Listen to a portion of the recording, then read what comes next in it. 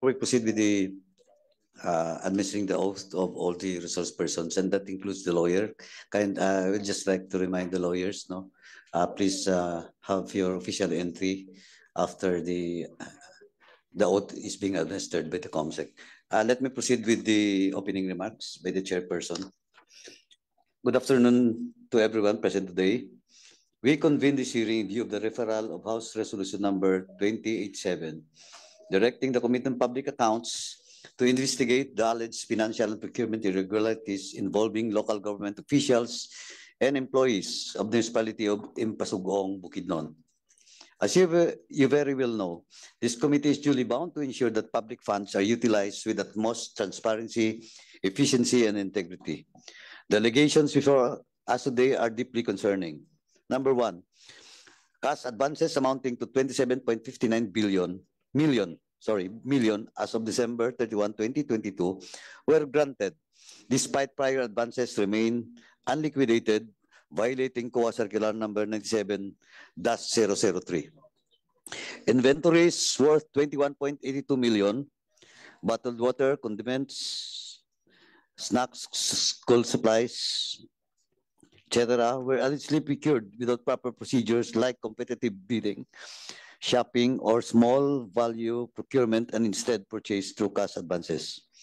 Number three, the failure to revert the unexpended amount of 456,481 pesos from the local disaster risk management fund to the general fund as mandated by Section 21 of Republic Act number 10121, and instead utilizing it for an unrelated project. Number four, cash advances amounting to 19.4 million disbursed for the procurement of fuel, oil, and lubricants without proper documentation such as contract agreement forms and delivery receipts. Despite showing an inventory valued at 20,549,531.40, there was no actual inventory held by LGU as the tanks were found empty as of December 31, 2023. Number five, the progress billings totaling at least 70 million were paid to contractors despite incomplete documentary requirements, and in some cases even beyond the approved project period, among other irregularities. Number six, the COA report shows that as early as 2014, there were unliquidated cash advances totaling to 1,180,993 pesos and 90 cents, a figure that has since increased significantly. These findings, along with the historical issues highlighted in prior COA reports, demand a comprehensive and impartial investigation. It is the responsibility of this committee to determine the truth behind these allegations and to ensure that accountability is upheld. I would like to emphasize that our investigation is non-political and objective. We are here not to target individuals or engage in partisan considerations, but to perform our mandate of safeguarding public funds and promoting good governance. This investigation is undertaken for the benefit of the people of Impasugong and the entire nation, ensuring that resources entrusted to local government units are used for the welfare of their constituents. This committee has a proven track record of addressing cases involving irregularities and lapses in governance. Through diligent inquiry and collaboration with oversight institutions such as the Commission on Audit, the Ombudsman, and other agencies, we have consistently ensured that those responsible are held to account, and that reforms are recommended to prevent similar issues in the future. We urge all resource persons present today, including representatives from the Commission on Audit, as well as the implicated officials, to provide complete and truthful accounts. Your cooperation is vital in ensuring a just and conclusive resolution to these matters. Rest assured that this committee will approach this investigation with fairness and integrity, guided solely by the facts and our shared commitment to the public good. Thank you, and let us proceed with today's deliberations. Now, before we proceed with the sponsorship remarks of the author, COMSEC is directed to administer the oath of all the resource persons present, and that includes their counsel present in today's hearing. And again, just to remind the council, please enter your official appearance as counsel. COMSEC, please proceed.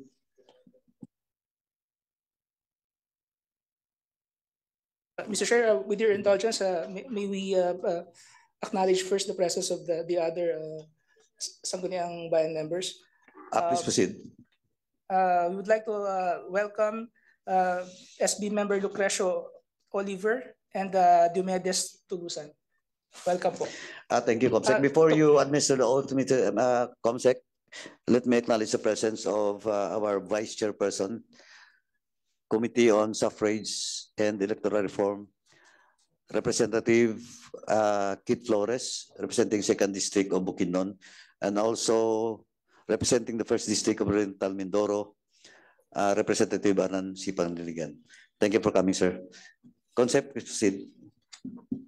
All our resource persons, please stand up and raise your right hands. Do you swear to tell the truth, the whole truth, and nothing but the truth before this committee? So help you God. The oath has been administered, Your Honor. Thank you, COMSEC. Please be seated. Now, let me, before we start with the interpretation and some sponsorship remarks from the complainants, of course, the mayor, if he wants to, let me acknowledge the author of this House Resolution number 28.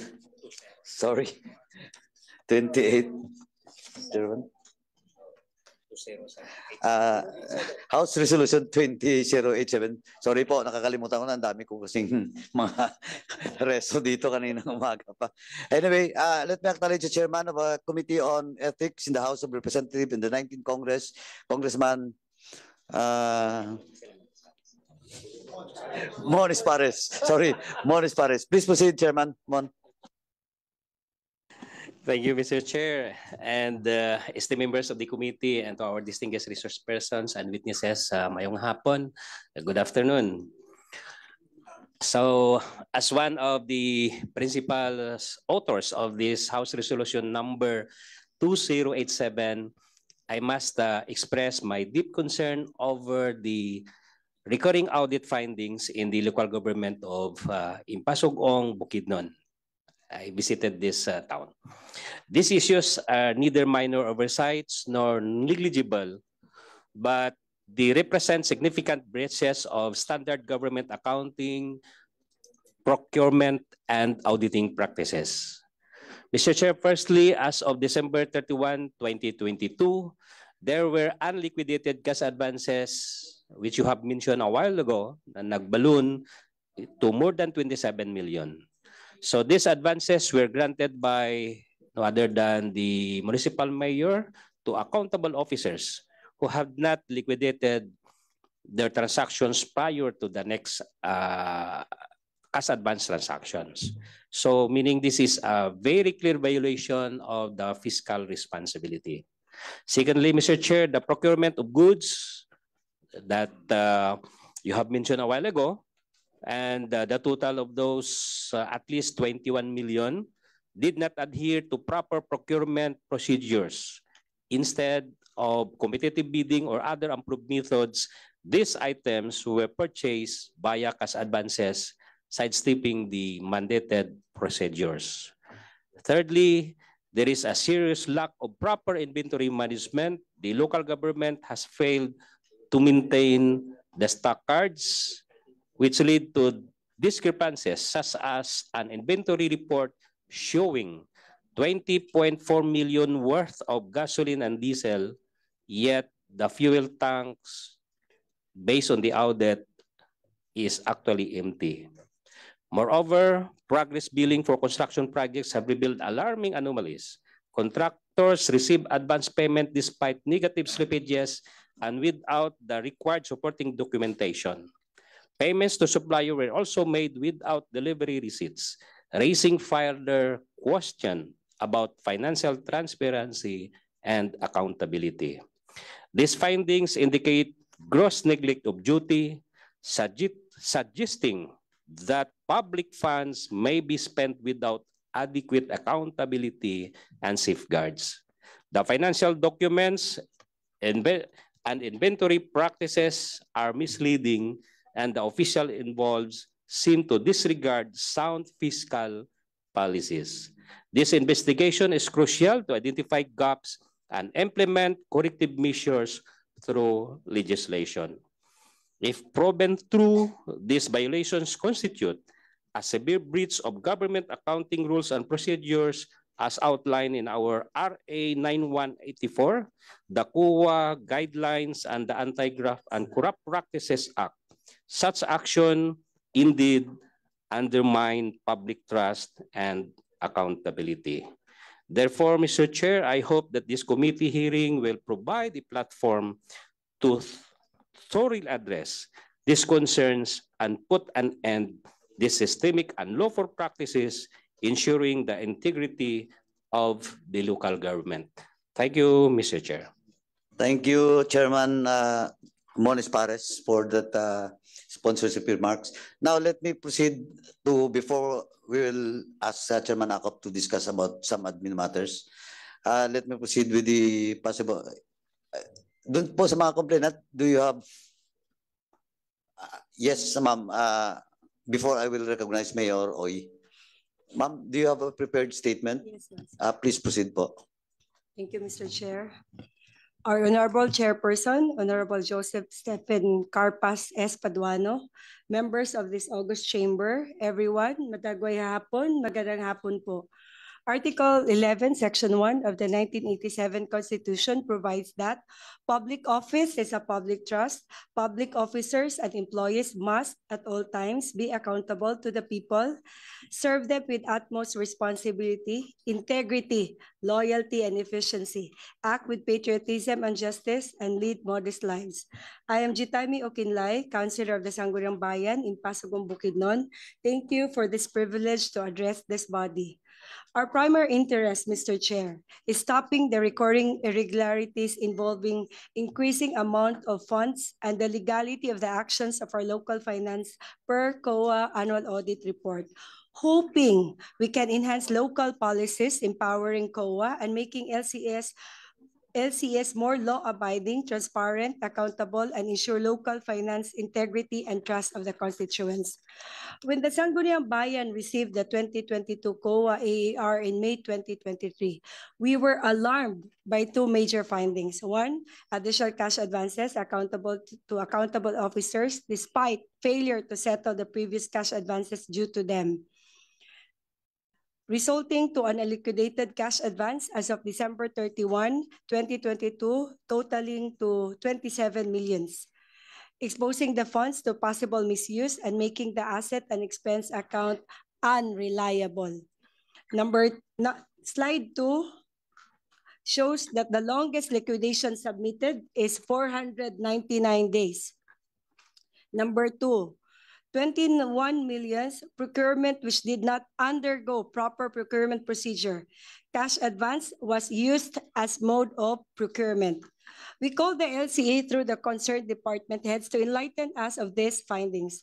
Ms. Chona A. Franchi, Management Audit Analyst 3, informed that SB that they have submitted the documents to the COA. We reacted that COA denied the reason of exigency. They must follow COA's recommendations and make accountable officers when needed.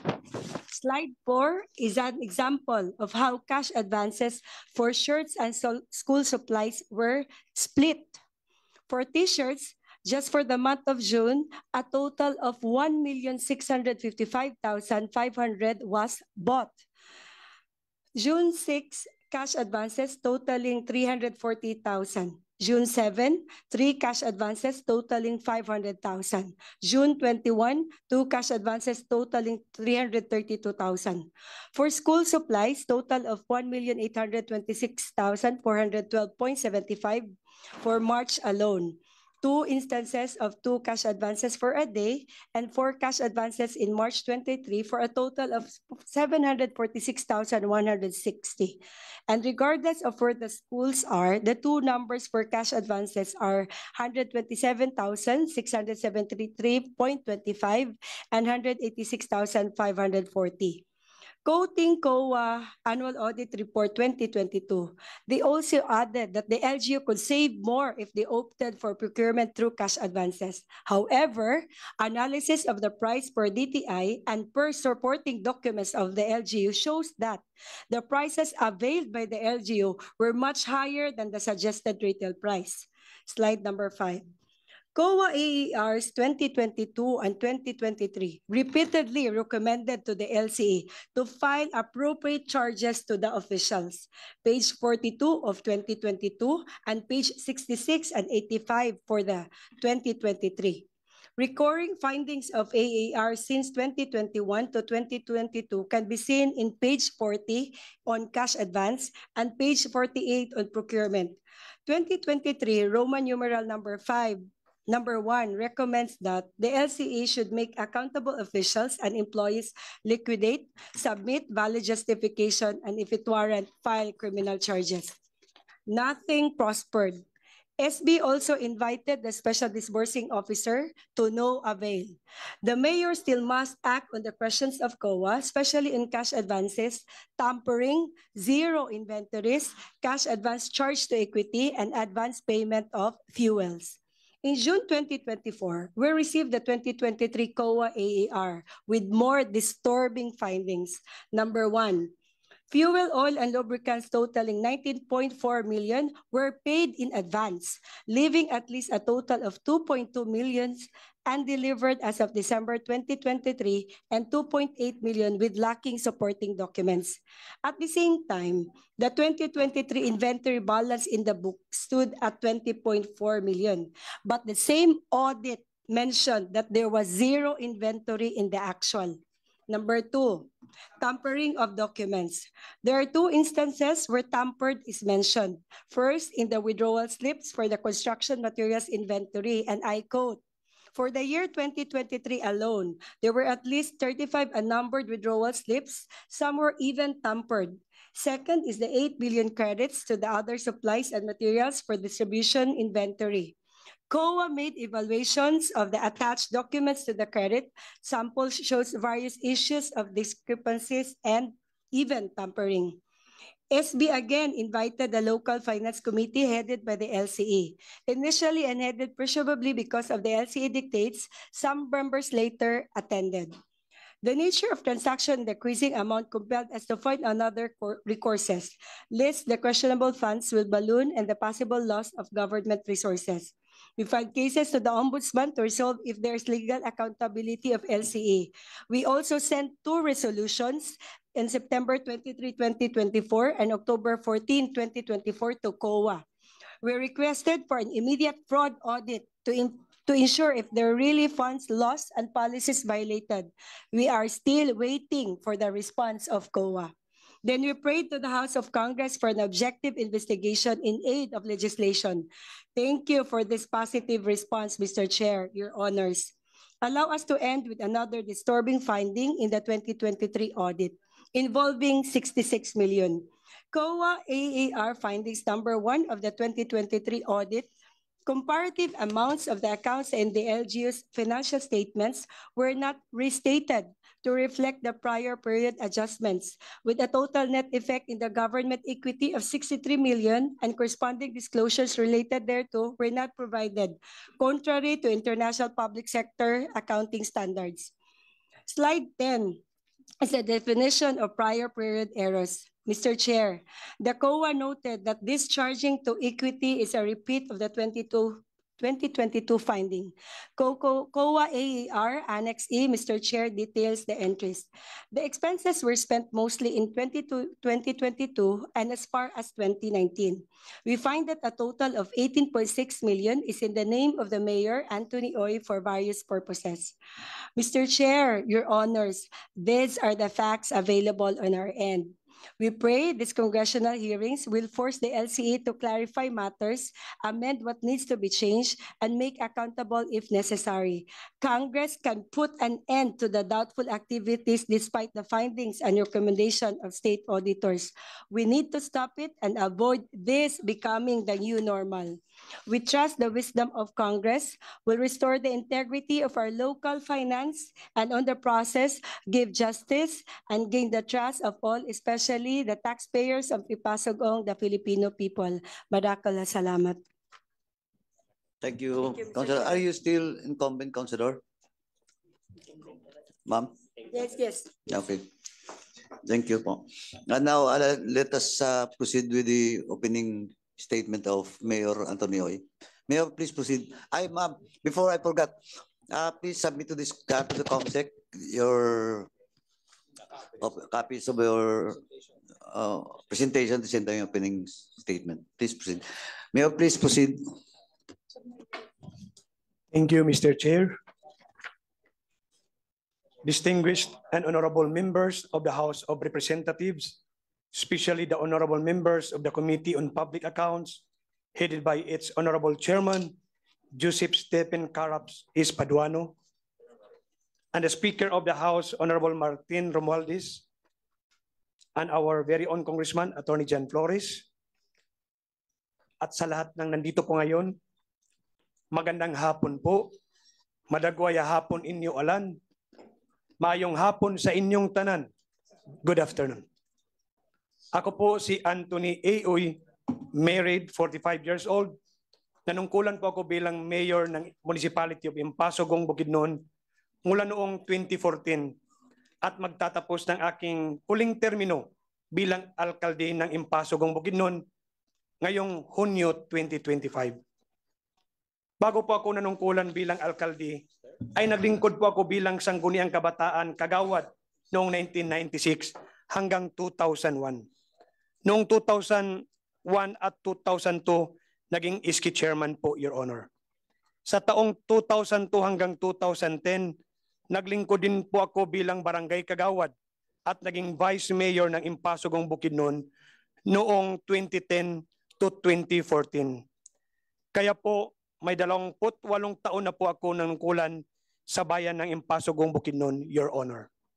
Una sa lahat, ako po at ang aking mga kasamahan ay nagpapasalamat sa ating mga kagalang-galang na mga representante na bumubuo ng Committee on Public Accountability na mabigyan kami ng pagkakataon na makapunta dito sa Kongreso at masagot ang inyo pong mga katanungan at mabigyang liwanag ang lahat ng mga issues at katanungan na nais niyong tanungin.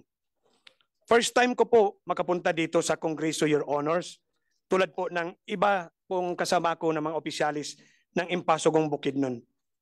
Nandito rin po, Your Honor, kasama ko ng hearing ang ating mga municipal officials, Honorable Lucrecio Oliver, Honorable Diomedes Tulusan, Honorable Maxwell Antibo, Honorable Jitaimi Gumban, Honorable Eutropio Hamilo, Honorable Sinia Jane Itziminada, Honorable Venerando Daon, our ABC President, Honorable Lito Sinhayan, our Municipal IPMR Dato, Honorable Jonathan Ulana, at kasama rin po namin, Your Honor, ang aming Council Attorney Osis Dib Maramara, at nandito rin po kasama natin si Fiscal Romel Alonto, nagpunta dito para magbisita sa kanyang kasin dito. At yung may bahay ko po, Your Honor, kasama ko, Norma Chavez Oy. At ang ating Municipal Accountant, Heidi M. Suyat, Assistant Treasurer, Acting Municipal Treasurer, Alberto Clarito, Municipal Budget Officer, Wendell Cañete, Municipal Planning Development Coordinator, Ma'am Consentina Dalinaw, Municipal Engineer, Engineer Francisco Ginayon, Local Disaster Risk Reduction and Management Officer, Ms. Joyfit Obsiuma, former Municipal Administrator, Mr. Ben Gabriel Oy. Bago po ako magtapos, Your Honors, gusto ko lang po sabihin na tungkol po sa aming cash advances sa taong at 2022, ito po ay liquidated na at naisumiti na po sa Commission on Audit. Tanggap po namin na naging matagal ang proseso ng liquidation of cash advances sa taong 2021 at 2022. Dahil sa mga taong ito ay nasa kasagsagan po tayo ng national health emergency and state of calamity dulot po ng COVID pandemic. Ang aming bayan po, Your Honor, ng Impasugong Bukidnon ay naging critical din sa mga taong ito dahil sa presensya ng Communist New People's Army at naging hadlang sa development ng Impasugong Bukidnon sa mahal naming bayan. Maraming naging marahas na armadong inkwentro at patayan sa bayan ng Impasugong. Isa po dito, paglandmine sa isang army convoy of military vehicle escorting local volunteers and foreign observers from Vietnam, Myanmar, Indonesia, and Malaysia, kung saan 11 sundalo ang nasaktan noong May 31, 2019. Pangalawa po, Your Honor, ang pag-ambush at pagpatay ng New People's Army sa aming yumaong dating Mayor Mario Okinlay noong July 2, 2014 sa isa po naming far-flung barangay Buntungo ng Impasugong Bukidnon. Isa din po dito, Your Honor, ang pagkamatay ng #1 top New People's Army, NPA, leader na si Jorge George Madlos aka Kaoris sa isang military encounter sa pagitan ng ating kasundaluhan at New People's Army noong October 31, 2021, kung saan namatay si Kaoris nang siyang matamaan ng napakalakas na 500-pound bomb na yumanig at gumising sa buong probinsya ng Bukidnon, Your Honors. Ang patuloy na military operations laban sa mga armadong New People's Army ng mga panahong ito ay nagdulot ng matinding takot at banta sa katahimikan at sa seguridad ng aming pong bayan ng Impasugong, Your Honors. Noong 2021 at 2022 ay kasagsagan din po ng war against drugs ng ating dating Pangulong Rodrigo Duterte, kung saan mayroong kaming 631 drug surrenderies, 639 ay drug users at 42 ay drug pushers. Kaya maraming programa at expenditures ang inilaan ng local government ng Impasugong to support the government's effort in the war against drugs. Hindi po madali ang mga problema at hamon na hinarap ng bayan ng Impasugong noong mga nakaraang taon. Ngunit kami po ay natagumpay sa awa ng Diyos at sa pagtutulungan ng lahat ng aming nanatagunan ang mga pangangailangan ng mga mamamayan sa bayan ng Impasugong, lalo na ang mga mahihirap na kababayan, kung saan meron po tayong poverty incidence na 40.70 according to the Philippine Statistic 21 data. Dahil sa ating matapat na serbisyo, tayo po ay tumanggap ng ilang parangal at commendation tulad ng 2022 Gawad Parangal Awardees as the most outstanding mayor of the Philippines ng Association of Local Social Welfare and Development Officers of the Philippines. Second, 2021 National Anti-Drug Abuse Council Performance Award. Third, 2023 Green Banner Seal of Compliance. 2021, 2022, 2023, 2024 Gawad Kalasag Seal of Excellence Beyond Compliance.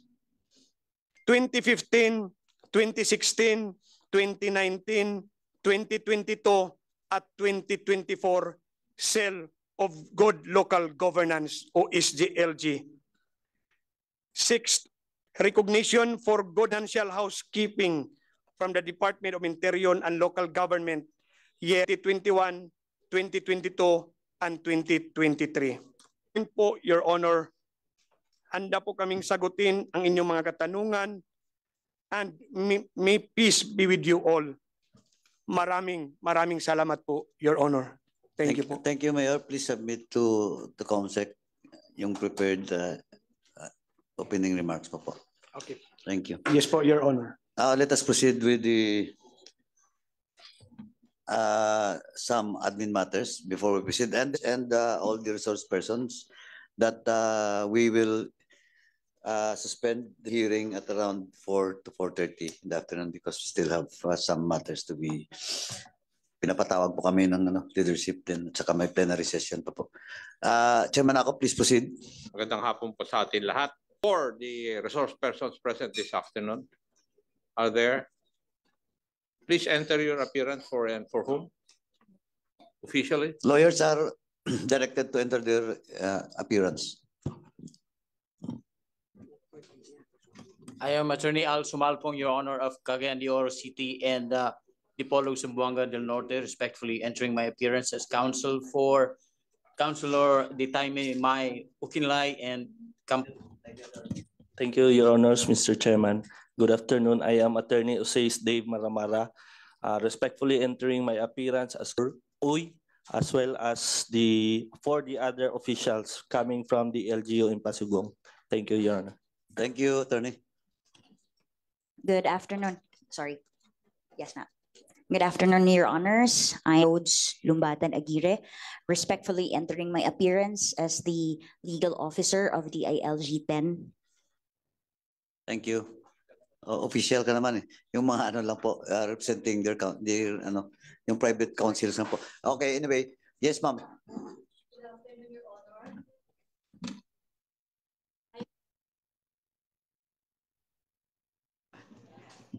Good afternoon, Your Honor. I am Attorney Mary Natalie Caballero from Quezon City, respectfully entering my appearance as counsel for Municipal Accountant Heidi M. Suyat. Thank you, Your Honor. Thank you, Attorney. Chairman Akop. Yes, may isa pa. Please proceed.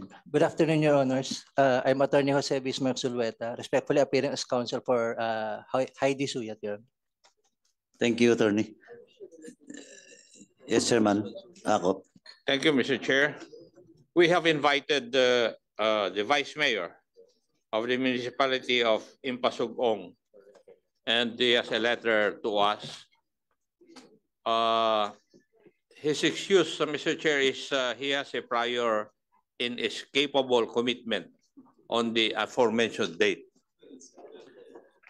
May I move, Mr. Chair, that we re-invite the Vice Mayor in the next hearing and to have with him a proof of his inescapable prior commitment. So move, Mr. Chair. There's a motion to once again invite the Vice Mayor of Impasugong, Bukidnon. Duly seconded. Any objections? The chair is none. The motion is carried. COMSEC is directed to invite once again the Vice Mayor of Impasugong. Chairman Ako, please proceed. There's also submitted to the committee a letter of excuse of the Honorable Jesse Ondouy, Municipal Councilor in Pasugong, Bukidnon, and his reason is that he has a prior appointment with his physician on the same date, and the second reason is that the said invite is an unexpected expense on my part. So, Mr. Chair, may we re-invite the municipal or the Honorable Jesse Ondouy, Municipal Councilor of Impasugong, Bukidnon, and present to this committee also proof of his date with his physician. I do not see the reason why the second reason is logical or would be acceptable to this committee, since most of the councilors are present this afternoon and he is the only one absent.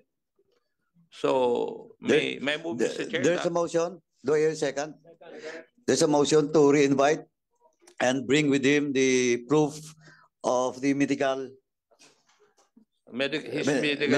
appointment with his physician. Duly seconded. In objection, the chair is none. The motion is carried. COMSEC is directed to re-invite Councilor Ondouy. Yes, Chairman Akop. That would be all, Mr. Chair. Thank you, Chairman Akop.